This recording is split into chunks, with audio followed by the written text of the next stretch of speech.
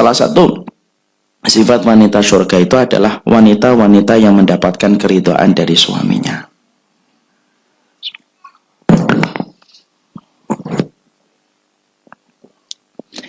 Jadi inilah poin yang pertama yang kita harus mengerti.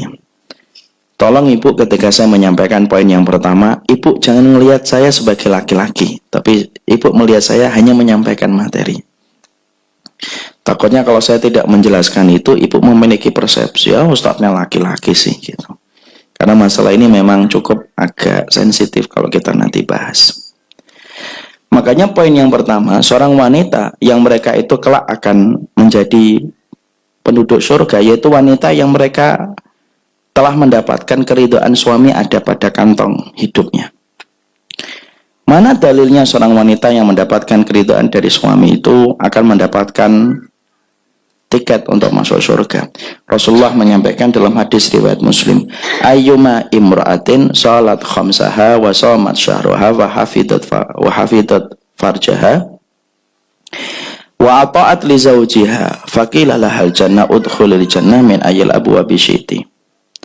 Rasulullah bersabda, apabila ada wanita yang dia melaksanakan sholatnya, melaksanakan puasanya, lalu dia menjaga kehormatannya, lalu kemudian dia taat kepada suaminya sampai suami itu ridho kepadanya, maka 8 pintu surga nanti akan memanggil dia dan mempersilahkan nama wanita itu untuk melewati pintu surga yang dia kehendaki. Kedudukannya sama kayak Abu Bakar, hampir sama dengan Abu Bakar. Abu Bakar itu laki-laki yang nanti ketika di surga itu dipanggil oleh 8 pintu surga masing-masing. Pintu sholat manggil Abu Bakar, pintu puasa manggil Abu Bakar. Dan ada kedudukan yang mendekatkan walaupun tidak sebagaimana Abu Bakar, yaitu adalah wanita yang mendapatkan keridhaan dari suaminya, maka 8 pintu surga itu boleh dilewatin. Ibu boleh masuk pintu sholat, ibu boleh masuk pintu sedekah, ibu boleh masuk dari pintu jihad kalau sudah mendapatkan keridhaan dari suami. Inilah perkara yang kemudian menjadi sangat penting dalam kehidupan wanita. Jihadnya wanita itu ternyata bukan berada pada tempat-tempat yang jauh. Ibu tidak diperintahkan oleh Islam untuk pergi ke Palestina. Lah, tidak usah pergi ke Palestina. Mau pergi kemana, Mau ke Palestina, Ustaz. Ngapain? Mau jihad. Alah, tidak usah ke Palestina. Karena jihadnya wanita itu bukan terletak di Palestina dan bukan terletak di tempat-tempat jihad. Tapi ternyata jihadnya seorang wanita itu adalah kepada suaminya, yaitu adalah di balik punggung suaminya, disitulah ada surga yang menanti. Makanya ketika seorang wanita dia khidmah berbakti kepada suaminya, kalau dia melakukan kebaikan itu kepada suaminya karena mengharapkan kebaikan suami, maaf ibu akan kecewa. Kalau ibu berbuat baik sama suami karena ibu mengharapkan kebaikan suami membalas kebaikan ibu akan kecewa. Kenapa? Karena suami tidak bisa membalas setiap inci kebaikan ibu setiap waktu. Tapi kalau ibu berbuat baik kepada suami karena ibu tahu bahwasanya di balik punggung suami ibu itu ada ridhonya Allah, yaitu adalah surga, maka sesungguhnya setiap apapun yang melemahkan ibu dalam perjalanan ketika khidmah kepada suami akan dikuatkan ketika ibu mengingat bahwasanya 8 pintu surga akan memanggil ibu kalau ibu mendapatkan ridho dari suaminya. Karena kedudukan seorang suami di dalam Islam begitu besar. Makanya wanita sebelum menikah dan wanita sesudah menikah itu beda. Wanita sebelum menikah dikatakan oleh Ibnu Taimiyah dalam Majmu' Fatawa, kalau wanita sebelum menikah, urutan ketaatan dia untuk menggapai surga, yang pertama Allah, yang kedua Rasul, yang ketiga ibu, yang keempat bapaknya. Tapi wanita ketika dia telah dihalalkan oleh seorang laki-laki, urutan karirnya dia untuk mendapatkan surga berubah. Yang pertama Allah, yang kedua Rasul, yang ketiga adalah suaminya, baru ibu dan bapaknya. Ibu dan bapaknya itu menempati posisi di bawah posisi suami. Dan itu merupakan bagian dari jihad. Makanya ketika itu merupakan bagian dari jihad, maka betul-betul ibu meminta air matanya ibu, meminta egonya ibu. Kenapa? Karena surga itu merupakan puncak tertinggi dari kenikmatan, dan kenikmatan itu sebanding dengan pengorbanan. Karena membaktikan diri kita kepada suami setiap waktu itu tidak gampang. Terutama ketika kita paham wanita itu diciptakan oleh Allah dari tulang rusuk yang paling bengkok. Belum lagi ketika wanita itu memiliki dua sifat istimewa. Yaitu yang pertama dikuasai perasaannya, yang kedua selalu berubah-ubah posisi hatinya. Makanya ketika wanita diberikan fitrah penciptaan yang semacam itu, kalau dia bisa menundukkan semua rasa bengkok yang dia miliki, dan dia tetap mengikuti petunjuk syariat bagaimana dia baik kepada suaminya, sampai suaminya berkata kepadanya, saya ridho kepada dirimu, lalu setelah itu ibu meninggal dunia dan memejamkan mata berpindah ke alam barzah, walaupun ibu sholatnya biasa, walaupun ibu puasanya mungkin biasa, tapi keridhaan yang ibu dapatkan dari suami itu tiket yang paling besar dan paling mahal, limited edition untuk mendapatkan surganya Allah. Karena kedudukan suami besar. Makanya kemarin saya sampaikan, masih ingat hadis yang saya sebutkan, lau kanat bihi qarhatun fala hasad hama adat haqqahu syai'an. Makanya sampai Nabi mengatakan, kalaupun kamu mendapati suamimu mengeluarkan nanah dari ujung kepala sampai ujung jempolnya, keluar nanah seluruh tubuhnya, kamu istrinya, kata Rasulullah, menjilat seluruh nanah itu, misalnya dari ujung kepala sampai ujung jempolnya, kamu jilatin semua dari nanah-nanah itu pun tidak bisa. Itu pun tidak sebanding yang harusnya kamu berikan kepada suami, karena besarnya suami ketika diletakkan oleh Allah. Kenapa begitu, Ustaz? Karena sesungguhnya suami akan bertanggung jawab dalam perkara-perkara berat yang kemudian ibu tidak menanggungnya. Mungkin ada yang berkata, enak banget jadi laki-laki. Jangan ngomong gitu, ibu. Karena ternyata kalau ibu pahami tentang hadis dan tentang dalil, ibu tidak akan tega ngomong kayak gitu. Kenapa? Saking beratnya seorang suami ketika mereka nanti akan menanggung ibu ketika dalam kehidupan di akhirat. Kita bedah dulu ya di akhirat. Kalau kemudian ibu nggak sholat nih ketika sudah menikah, maka sebelum ibu nanti dihisap, yang dihisap pertama kali itu suami. Ketika ibu hari ini makan, apapun yang ibu makan, mungkin ada yang makan bubur, ada yang makan lontong, ada yang mungkin makan roti. Hari ini, hari Ahad, di bulan Desember 2018, apapun makanan ibu, yang pertama kali dihisap oleh Allah bukan ibu, tetapi yang akan dihisap pertama kali suaminya. Suaminya akan ditanya sama Allah, istrimu hari Ahad, bulan Desember 2018, makan bubur ayam, sate jeroannya 4, kerupuknya 2 piring. Itu hartanya dari mana? Itu yang ditanya pertama kali oleh Allah itu suami. Kalaulah suami, setiap laki-laki itu ngerti betapa besarnya beban seorang laki-laki itu. Kalau dia paham, itu kalau bisa kita melepaskan, kita lepaskan, Bu. Karena membawa beban diri sendiri itu aja sudah terlalu berat.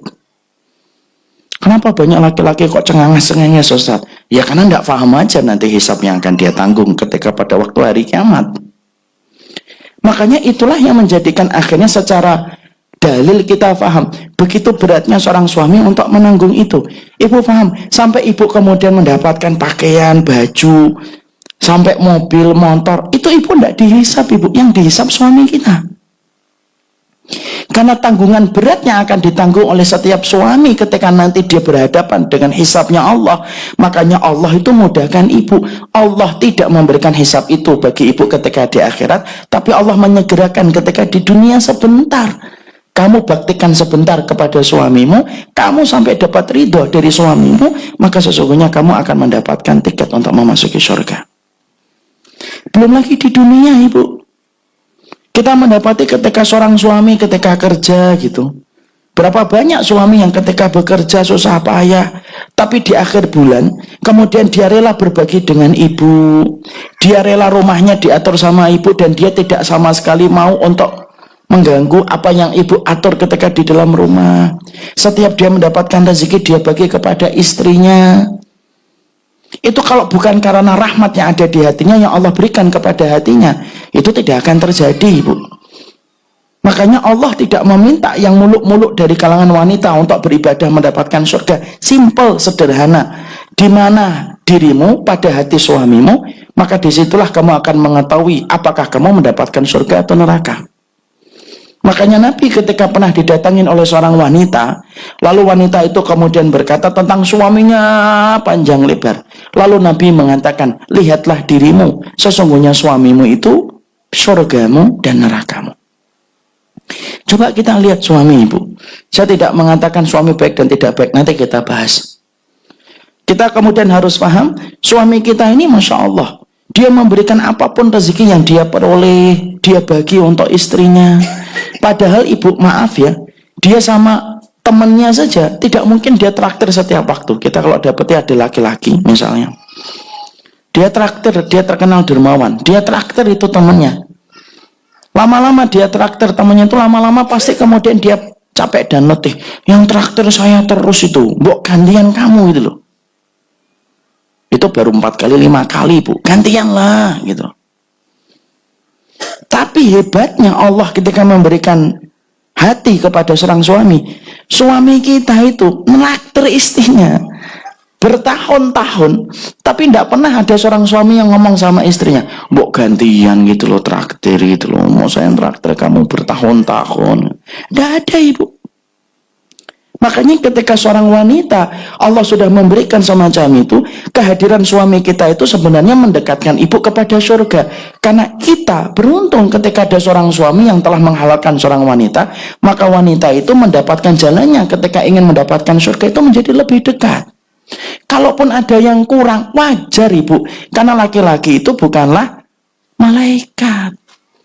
Mereka hanya laki-laki di akhir zaman yang penuh dengan kekurangan.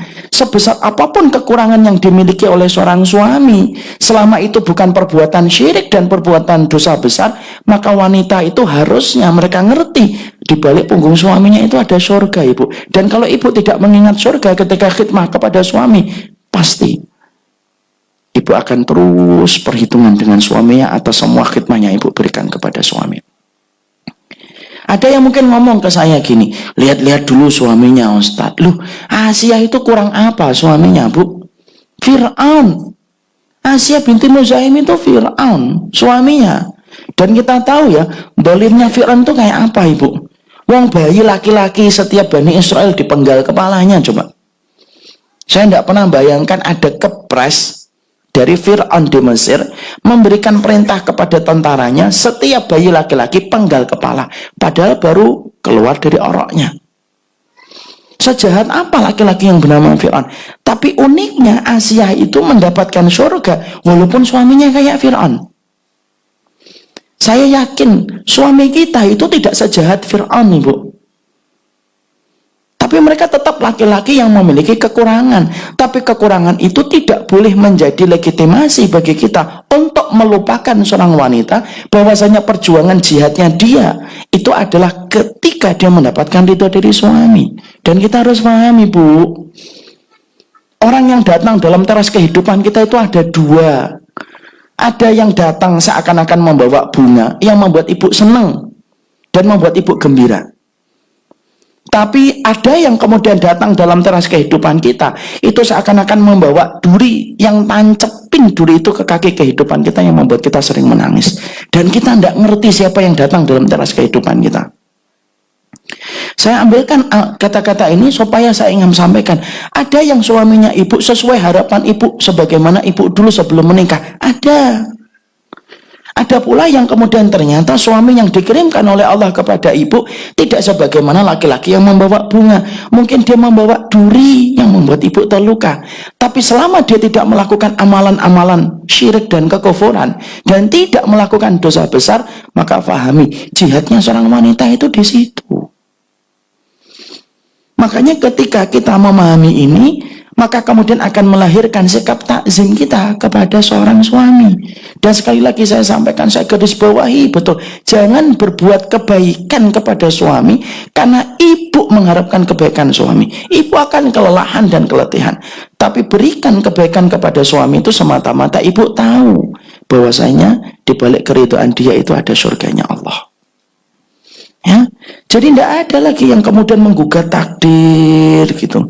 Kalau lagi bertengkar dengan suaminya gitu, kemudian bayangkan, coba dulu saya nggak nikah sama kamu, Coba dulu saya sama Anton. Nah, Anton udah mati. Udah sakit-sakitan. Karena kemudian itu termasuk di antara bisikan syaitan. Karena coba ibu perhatikan, seburuk-buruknya suami kita hari ini, maka itu pun ibu masih beruntung. Kenapa? Setiap harinya, apapun yang ibu makan, itu ditanggung sama suaminya. Ibu bisa bayangkan, kalau kemudian tiba-tiba tidak ada suami, semenjak hari ketika ibu tidak punya suami, semenjak hari itu, makannya, minumnya, makanannya, ibu harus tanggung jawab atas hisab dari semua harta itu sendirian. Makanya ketika ada suami, walaupun mungkin dia tiduran gitu, tapi setidaknya apapun yang ibu lewati dalam hari-hari bersama dia, walaupun dia mungkin mengecewakan dalam bermuamalah, walaupun mungkin komunikasinya tidak sebagaimana komunikasi yang ibu bayangkan ketika dulu ibu melihat film dan sinetron India, tapi sesungguhnya bagaimanapun ketika dia masih menjadi suami kita, hari-hari ibu itu ditanggung sama dia. Dan ibu tidak akan merasakan beratnya hisab ketika dia masih bersama dengan kita. Dan ingat ibu, jangan mengharapkan suami kita kayak Nabi kalau diri kita tidak kayak Khadijah. Kadang-kadang kan maaf ya, sering terjadi pertengkaran kan gitu. Kalau kajiannya tentang masalah hak-haknya istri, wah dikencengin suami yang dipanggil, sini mas ini. Dengerin ini baik-baik ya. Ini Rasulullah itu kayak gini. Kan gitu. Tapi dia lupa bahwasanya dirinya tidak sebagaimana Khadijah. Dirimu aja nggak kayak Khadijah kok minta saya kayak Nabi. Kemudian nanti suaminya giliran ada kajian gitu. Hak-haknya suami. Kencengin lagi, panggil istrinya. Sini. Dengerin ini. Istri malah dimatikan. Makanya kalau kemudian semacam itu tidak bisa. Karena kita tidak bisa mengharapkan kesempurnaan dalam setiap perkara, ibu. Kalau ada yang ngomong, suami saya begini, suami saya begitu, maka jawabannya simpel. Lah kalau semuanya dimudahkan untuk ibu dan untuk saya, lah dari mana kita dapat pahala kesabaran? Kadang-kadang Allah memberikan kepada kita suami atau istri, tidak sebagaimana yang kita bayangkan. Karena Allah ingin supaya kita memetik pahala kesabaran di akhirat. Dan itu merupakan bagian dari takdir yang Allah berikan kepada kita. Makanya inilah perkara yang menjadikan seseorang itu betul-betul paham, betul. Seorang wanita itu sebenarnya musuhnya satu, ibu. Ngikutin perasaan. Kalau dia ngikutin perasaan terus, dalil, ayat, hadis, hilang bu kalau sudah ngikutin perasaan. Tapi kalau kita menekan perasaan kita, lalu mengikuti apa yang dikatakan oleh petunjuk dalil, maka disitulah ibu akan dimuliakan oleh surga, dan ibu akan dipersilakan oleh 8 pintu surga untuk memasuki dari arah mana. Enak.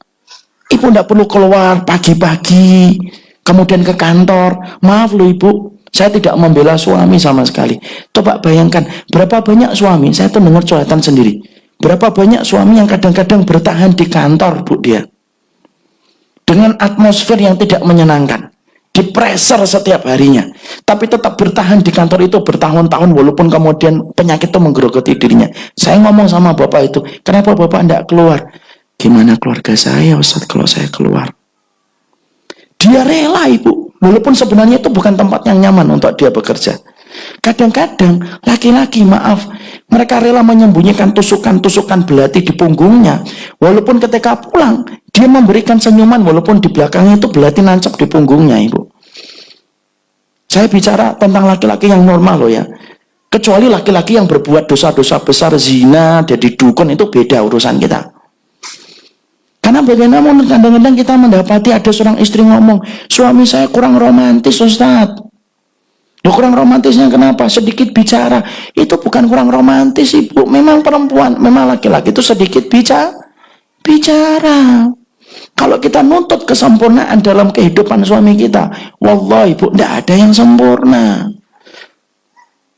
Karena sebenarnya tidak ada yang bisa memuaskan kita dalam kehidupan di dunia, kecuali nanti kalau kita sudah ditempatkan oleh Allah di surganya.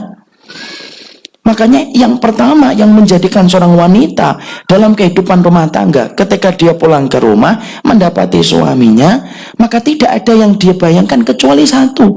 Saya tidak boleh kufur sama dia. Kalaupun dia bermaksiat, antara dia dengan Allah. Jangan mengajak kita untuk maksiat. Kalaupun dia kurang ibadah, itu antara dia dengan Allah. Tapi kemudian saya tahu bahwasanya di balik punggungnya itu ada surga. Walaupun mungkin suami saya tidak sebagaimana yang saya inginkan ketika dulu sebelum pernikahan. Menikah itu kan bukan bicara tentang masalah memuaskan keinginan. Menikah itu kan sering kita dengarkan dari para ustadz-ustadz sepuh. Menikah itu ibadah. Menikah itu ibadah. Kan gitu ngomongnya ustadz-ustadz sepuh dulu. Ustadz-ustadz tua itu kalau ngomong kan gitu sama anak-anak muda. Nah, nikah itu ibadah. Kalau kemudian orang tua kita sudah ngingetin nikah itu ibadah, berarti di situ memang ada ujian. Ada yang datang dalam teras kehidupan kita membawa bunga, ada yang datang dalam teras kehidupan kita itu membawa luka. Ada yang datang dalam teras kehidupan kita, kadang dia membawa bunga, kadang dia membawa duri. Karena memang kehidupan itu ada air mata dan ada tawa. Dan itu semua Allah yang sudah ngatur. Makanya sampai-sampai diceritakan di dalam hadis itu. Makanya Nabi sampai ngomong kepada para sahabat itu, ala ukhbirukum binisa'i ahlil jannah. Kalian mau tahu nggak siapa itu wanita-wanita penduduk surga? Lalu kemudian para wanita itu berkata, bala ya Rasulullah, kami pengen tahu siapa itu wanita-wanita penduduk surga ya Rasulullah. Nabi mengatakan yang pertama, al-wadud, banyak cinta dia kepada keluarga. Yang kedua, al-walud, dia punya banyak anak yang didaktirkan oleh Allah. Yang ketiga, al-a'ud, kalau dia melakukan kesalahan, ataupun suaminya yang salah, ataupun dia yang salah, kemudian dia mendapati suaminya yang marah, maka dia rela untuk datang kepada suaminya, lalu meletakkan tangannya di atas telapak tangan suaminya, lalu berkata, la aduku gomson hatta tardo, dan aku tidak akan menarik tanganku sampai kamu ridho kepada diriku. Coba, sampai Nabi ngasih tahu sedetail itu. Mungkin ibu-ibu ada yang ngomong, gengsi Ustaz. Nah, masalahnya kan tadi saya katakan, perasaan kita itu yang menghalangi kita ngikutin syariat. Sama kayak laki-laki juga gitu. Laki-laki itu kan saya kasih tahu, Pak, walaupun saya muda, kita harus tahu loh Pak, sunnahnya laki-laki itu suka harus memberikan romantisme sama istri-istri kita. Dirayu, digombalin. Kadang-kadang ngomong, wah, sungkan Ustaz. Karena kemudian tadi gengsi. Perasaan itu yang kadang-kadang kemudian menghalangi kita dari ikutin syariat. Makanya kalau kemudian kita paham, kalau sudah surga itu ibu, maaf ya bu, kalau sudah surga, maka apapun ibu akan lakukan itu. Maaf kata ya, maaf kalau contoh ini tidak tepat dan kurang benar. Ibu tahu yang namanya PSK, hanya untuk mendapatkan harta dari seorang laki-laki hidung belang pezina, dia rela melakukan apa saja, hanya untuk mendapatkan uang dari seorang laki-laki, ditempatkan itu kepada dia, lalu ditinggalkan. Padahal dia hanya nyari duit, bu. Dia rela beli apa saja untuk menyenangkan laki-laki hidung belang yang mendatangi dia. Itu seorang pezina loh, bu. Lah kalau seorang pezina, PSK, WTS, ternyata kemudian hanya untuk mencari laki-laki hidung belang, dia rela melakukan apa saja untuk memuaskan laki-laki itu, walaupun dia tahu setelah itu laki-laki itu akan pergi meninggalkan dia. Loh, seorang wanita yang beriman sama Allah, beriman sama hari akhir, mengharapkan surga, kok ketika dia berbakti sama suaminya, kemudian dia setengah hati dan ala kadarnya, loh, surga mana yang sedang kita tuju? WTS, gara-gara untuk dapat uang 500, 1 juta, 2 juta, 3 juta, rela melakukan apa saja yang diperintahkan oleh kemudian laki-laki hidung belang. Padahal dia tahu laki-laki itu adalah laki-laki yang tidak beriman sama Allah dan hari akhir. Dia rela untuk nyenengin laki-laki itu, bu. Padahal tujuannya hanya untuk mendapatkan rupiah atau dolar. Loh, bukankah wanita-wanita solihah, mereka itu ketika bakti sama suaminya itu bukan rupiah dan dolar. Ada sesuatu yang tidak bisa dihargai saking mahalnya, yaitu surga. Dan ketika kita kemudian merendahkan gengsi kita, merendahkan prasangka kita dan perasaan kita, yang akan melapangkan hati kita itu Allah, ibu. Mungkin gengsi, tapi kita tekan gengsinya, yang melapangkan hatinya itu Allah. Karena tidak ada yang melapangkan hati kita kalau sudah taat sama Allah dan Rasulnya, kecuali yang melapangkan hati kita itu Allah. Mana dalilnya Ustaz? Alam nasrah laka sodrok. Lu bukankah kami yang melapangkan dadamu? Kapan Allah melapangkan dada kita? Kalau kita sudah ngikutin perintah yang disampaikan oleh Allah dan Rasulnya. Jadi itulah perkara yang kemudian menjadi jihadnya wanita. Jadi ibu nggak usah bercita-cita saya pengen ke Palestina lah, nggak usah ibu. Ibu nanti dengar bom malah terkencing-kencing nanti. Malah kemudian dengar suara rentetan peluru malah kita lari terbirit-birit kita. Tapi ternyata jihadnya wanita ada pada rumahnya. Semakin dia memberikan khidmahnya kepada suaminya semata-mata karena Allah sampai suaminya ridho. Setelah itu ibu meninggal dunia, ibu akan masuk surga. Saya ada kisah nyata ini Bu.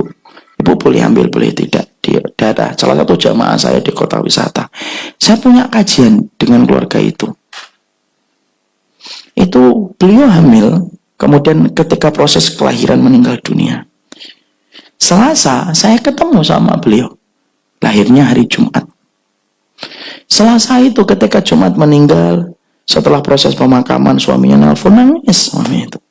Ustaz tahu nggak, dari habis Selasa itu istri saya itu dari Rebu, Kamis itu sudah mulai merasakan perutnya berat gitu. Pertanyaan istri saya itu cuma diulang-ulang itu aja, Ustaz. Apa Pak? Kamu ridho sama saya nggak Mas? Ridho sama saya nggak? Ridho. Sampai akhirnya pada hari Jumat beliau proses persalinan. Darah yang keluar terlalu banyak, dokter tidak bisa menangani, meninggal dunia. Tapi dalam kondisi apa? Suaminya ridho, Bu. Dia berkata sama saya, suami saya ridho sekali dia menjadi bagian dari hidup saya, Ustaz. Perkataan suami ini kayak gini nih mahal harganya, Ibu. Dan yang akan membayarnya siapa? Allah. Makanya ketika saya mendengarkan kisah itu, kita mendapati ternyata tugasnya seorang wanita itu ketika dalam kehidupan itu cuma sebentar kok.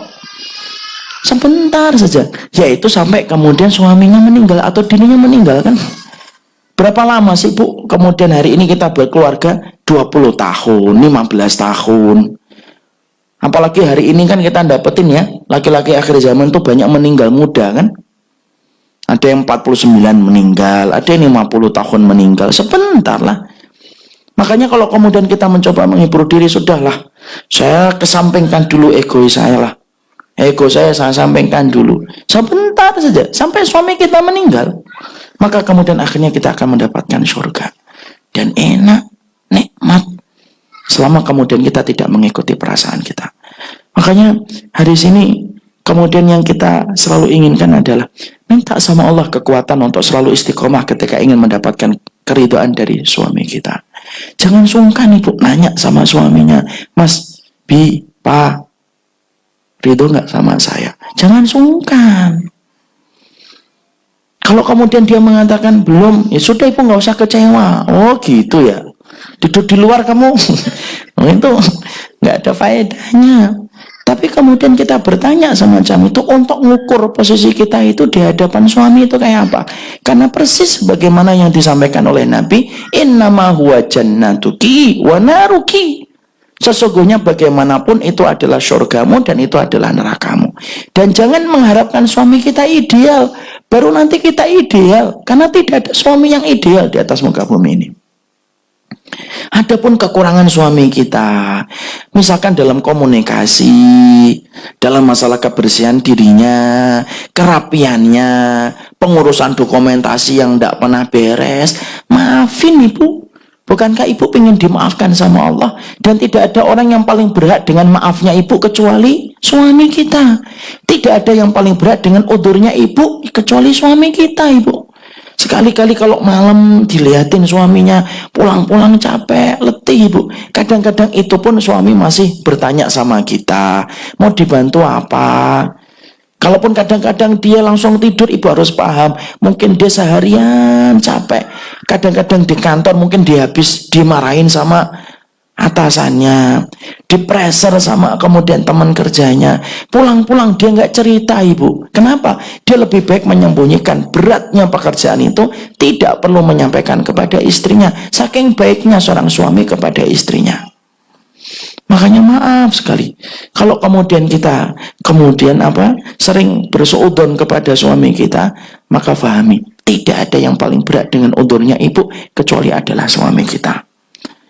Ustaz, Apakah saya mentaati suami saya dalam semua perkara? Iya. Kecuali satu, ketika suami kita memerintahkan di dalam kemaksiatan.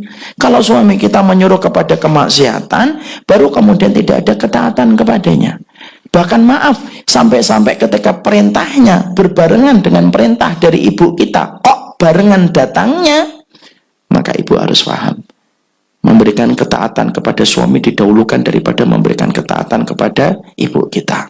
Contoh, ibu kita ngomong, "Nak, nanti hari Rebu kesini ya nak." Kita sudah ngomong iya, baru kita memberikan jawaban kepada suami kita iya. Kemudian tiba-tiba suami kita ngomong, "Hari Rebu nanti tolong temenin saya ya ke tugas keluar kota." Itu dalam Islam kita boleh menyampaikan, tapi tidak boleh ngatur jawaban dari suaminya. Kita sampaikan, "Maaf, saya kemarin diminta sama ibu saya untuk nemenin hari Rabu." Suami kita ngomong, "Enggak, hari Rabu temenin saya, sama ibu diatur lagi hari yang lain." Maka kita wajib untuk ngikutin suami. Saking besarnya bagaimana kedudukan seorang suami dalam kehidupan seorang wanita ketika dia telah dihalalkan oleh Allah, telah dihalalkan oleh laki-laki itu di hadapan Allah. Kecuali satu, ibu, kalau laki-laki suami kita sudah melakukan dosa besar. Apa kriteria dosa besar ketika wanita boleh untuk berpisah dari suaminya? Dia berzina. Ya, dia jadi dukun. Dia ngasih harta haram kepada ibu. Dia melakukan pemukulan terus-terusan kepada ibu. Dia tidak sholat. Maka itu dosa besar. Wanita ketika mendapati suaminya tidak sholat, jadi dukun, berzina. Kalau wanita sampai kemudian mendapati suaminya semacam itu, diberikan oleh Allah dua pilihan dalam syariat. Satu, kamu sabar sambil menunggu suamimu ini tobat. Atau yang kedua, kamu kemudian bagaimana ngurus khuluknya. Kamu berpisah dari suamimu, khuluk dari jalur wanita, dengan mengembalikan mahar yang dulu pernah diberikan kepada dirimu. Tapi kalau suami kita masih menegakkan sholat, walaupun tidak soleh banget, belum terlalu soleh, tapi dia menegakkan sholat, ngasih harta ibu kepada harta yang halal, tidak melakukan tindakan pemukulan secara terus menerus, kemudian dia masih melakukan kewajibannya sebagai seorang muslim, kekurangan-kekurangan yang dia miliki, itu bagian tanggung jawab dia nanti di hadapan Allah. Ibu tidak akan ditanya tentang kemaksiatannya suami. Ibu hanya ngasih peringatan saja, "Mas, itu dosa." Suami kita nggak dengar, itu antara dia dengan Allah. Itu maksiat, itu antara dia dengan Allah. Selebihnya, ibu tetap akan berbakti kepadanya, karena sesungguhnya kita mengetahui bahwasanya itu merupakan bagian kita berterima kasih atas semua yang telah diberikan suami kepada kita. Jadi tidak ada lagi orang yang beranggapan bahwasanya saya pengen jadi istri kayak gitu, tapi lihat-lihat dulu suaminya. Bukan itu. Tapi kita kemudian tetap akan berbakti selama suami kita tidak melakukan amalan-amalan pembatal Islam, maka dia tetap suami kita dan itu akses kita untuk mendapatkan surganya Allah. Ya, makanya minta sama Allah kekuatan untuk terus berbakti sama suami kita. Kadang-kadang Ustadz habis dari sini sih semangat, nanti pulang-pulang beda kan? Mungkin habis dari sini, mungkin kajiannya masuk gitu. Baik banget itu sama suaminya. Jangan sampai suami kita malah merasa kok beda ini. Kamu mau minta apa sih? Sampai gitu. Itu saking jarangnya istri berbuat baik sama suami itu kayak gitu. Sampai ketika istrinya berbuat baik sedikit itu suaminya, "Ini ada apa ini?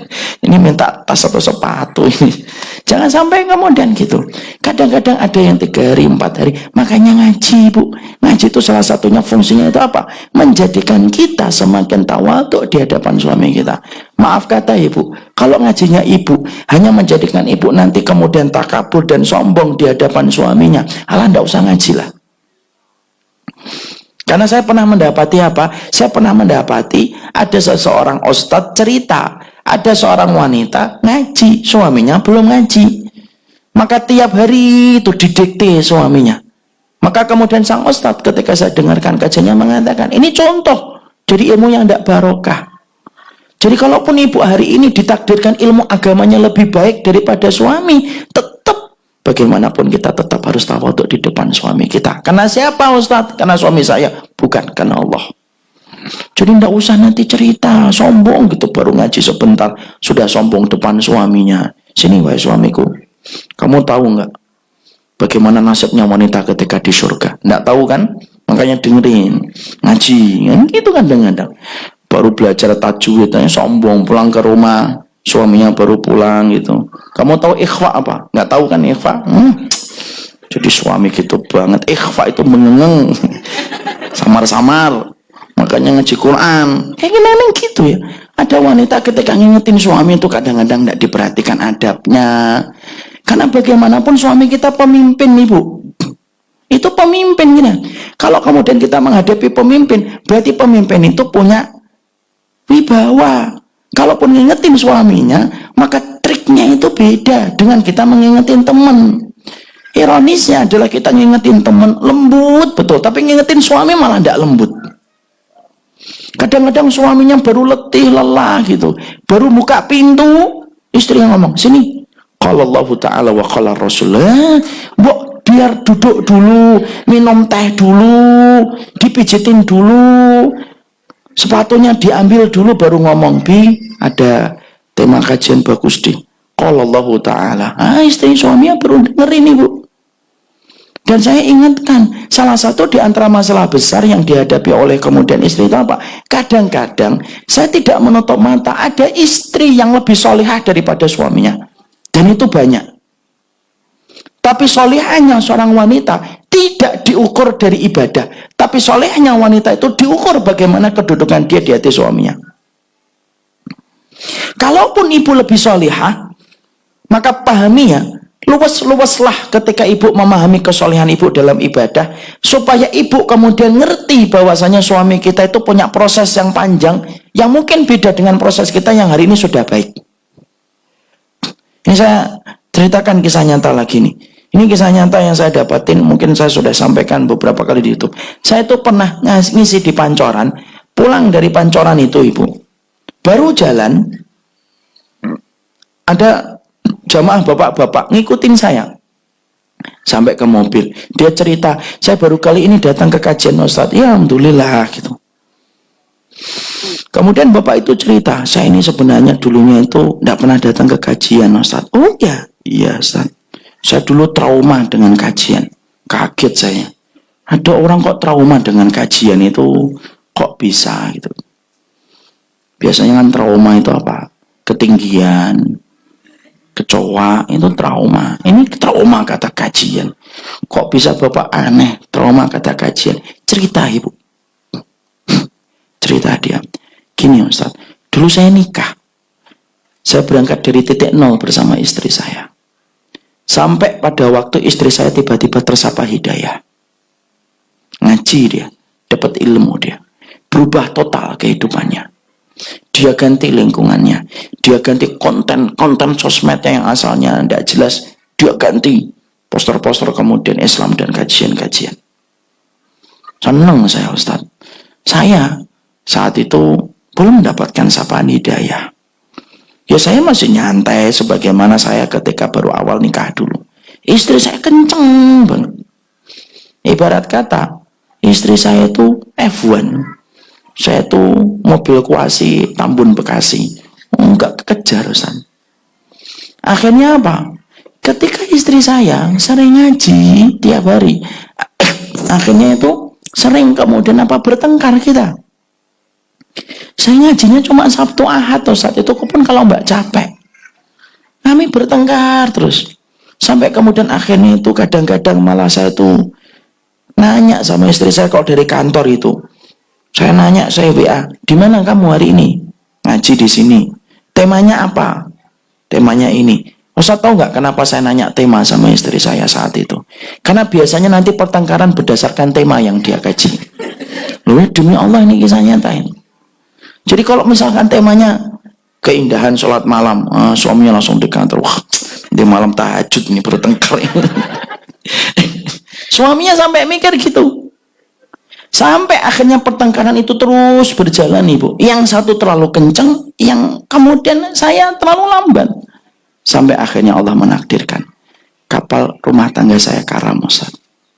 Ini wallah Bu, saya ngelihat orangnya ini orangnya baik. Dia nggak cerita tentang istrinya, tentang keburukan. Istri saya itu sebenarnya baik Ustaz, cuma kekencengan. Dia nggak paham saya masih di belakang. Nggak ada kata yang dia sampaikan di pancoran saat itu ada kata menghujat istrinya, nggak ada. Kami pisah Ustaz. Istri saya sekarang sudah nikah dengan seorang ikhwan. Saya semenjak saat itu trauma dengan kajian. Karena menurut saya yang merubah istri saya kajian. Akhirnya saya terus menolak setiap ada handphone, ada kata kajian, saya delete. Ada kata kajian, saya delete. Sampai satu waktu Allah yang menakdirkan, saya lagi buka YouTube, dia mendengar salah satu di antara video saya. Yang 1 menit 2 menit ya. Kadang-kadang video kayak gitu itu kan penting ya. Karena banyak orang sebelum melihat YouTube itu melihat pulsa datanya dulu. Cukup atau tidak cukup. Dia ternyata dengarkan yang 2 menit. Pas qadarullah cocok. Dengerin lagi YouTube. Sampai akhirnya mulai hilang itu. Trauma dengan kata kajian. Sampai pertama kali datang itu di Pancoran. Hari ini suaminya masih sering datang ke kajian Ibu. Saya tidak mengandai-andai. Tapi saya berpikir. Cobalah istrinya saat itu lebih bersabar dengan kekurangan suaminya. Ala kulihal sudah terjadi. Sang istri sudah menikah kembali. Tapi ternyata kadang-kadang hal-hal semacam ini sering kita jumpai. Saya tidak menafikan Ibu. Mungkin Ibu lebih giat beribadah. Sholat malamnya mungkin lebih banyak daripada suaminya. Suaminya ketika dibangunkan malam susah Ibu. Kadang-kadang kita harus memberikan udzur. Tidak ada orang yang paling berat dengan udurnya Ibu kecuali sang suami. Disitulah kita ngerti sesungguhnya pintunya surga yang pertama ketaatan seorang istri kepada suaminya. Makanya jangan gengsi untuk nanya, kamu sudah ridho nggak sama saya? Perkataan dia nanti yang keluar, saya ridho sama kamu. Itu yang menjadikan 8 pintu surga akan manggil namanya Ibu. Ibu nurutin gengsi, tidak ada habisnya. Tapi kalau ngikutin syariat, pasti nikmat. Karena apa? Fungsinya iman, menekan perasaan, mengikuti petunjuk. Itu fungsinya iman. Kalau kita mengaku beriman, masih ngikutin perasaan, meninggalkan petunjuk, ngapain kita beriman? Dan kita harus paham, suami istri itu yang harus dihilangkan itu gengsi. Salah minta maaf. Minta maaf itu bukan berarti siapa yang salah dan siapa yang benar. Tapi minta maaf itu proses kita untuk menghargai semua yang sudah berjalan antara kita dengan pasangan kita. Kita ini kan kadang-kadang memahami konteks minta maaf itu kayak anak SD. Kalau saya minta maaf, saya yang salah. Kalau dia minta maaf, dia yang salah. Padahal dalam sebuah rumah tangga, minta maaf itu bukan konteks salah dan benar, tapi konteksnya. Minta maaf itu adalah upaya menghargai setiap perjuangan yang telah kita lewati bersama. Makanya itulah yang menjadikan kita akhirnya memahami, tunjukkan Ibu, kalau wanita dirindukan surga, wanita yang nanti menjadi penduduk surga, wanita yang mendapatkan kerinduan dari suaminya. Jangan mengharapkan suami kita kayak Rasul, kalau diri kita tidak sebagaimana Khadijah. Saya itu kalau sudah membahas tentang Ibu Khadijah itu sering nangis Bu. Terus terang saya belum pernah dapetin wanita sebesar hatinya Ibunda Khadijah. Tidak pernah marah Ibu. Ibunda Khadijah. Hartanya habis untuk Nabi. Itu pun juga kemudian tidak pernah komplain sama sekali. Ibu tahu sebelum Nabi menjadi seorang Rasul, kerjaannya Nabi Muhammad itu apa? Naik gunung. Di Gua Hira. Tiap malam tahanus pulang pagi. Padahal peristiwa naik ke gunung itu peristiwa yang tidak lazim dilakukan laki-laki pada zaman itu. Ketika pada satu waktu ketika di Gua Hira Nabi pulang gemeter ketakutan. Perhatikan Khadijah kemudian memberitahukan ketenangan kepada Rasulullah. Kemudian diselimuti, kemudian ditenangkan oleh Ibunda Khadijah. Ibunda Khadijah nggak komentar ketika Nabi itu pulang. Tuh kan, kamu sih malam-malam ke gua, ngapain lagi? Pulang-pulang gemeter. Mbok jadi laki-laki itu yang normal-normal gitu loh. Ibunda Khadijah enggak kayak gitu, Ibu. Makanya orang yang paling besar hatinya itu kalau Ibu pengen tahu, Ibunda Khadijah. Pantas dia menjadi pemenang hatinya Rasulullah Sallallahu Alaihi Wasallam. Makanya sampai yang cinta sama Khadijah itu bukan hanya Nabi, lu sampai Allah aja cinta sama Khadijah. Makanya ada satu hadis riwayat Muslim kan, dikatakan, malaikat Jibril turun ngasih tahu sama Muhammad Rasulullah, ya Rasulullah, balik salami ila Khadijah. Wahai Muhammad, sampaikan salamnya Allah dan salamnya saya kepada Khadijah. Dan beritahukan kepadanya, dia diberikan rumah oleh Allah. Dan rumahnya Khadijah itu apa? Rumah yang kemudian terbuat dari mutiara, dan rumah itu tenang, Ibu. Kenapa rumahnya Ibunda Khadijah nanti di surga ada kata tenang, Ibu?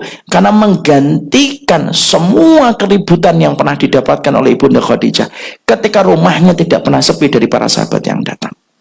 Itulah wanita penduduk surga, Ibunda Khadijah, yang tidak ngikutin perasaan, tapi ngikutin petunjuk. Wallahu a'lam bishawab.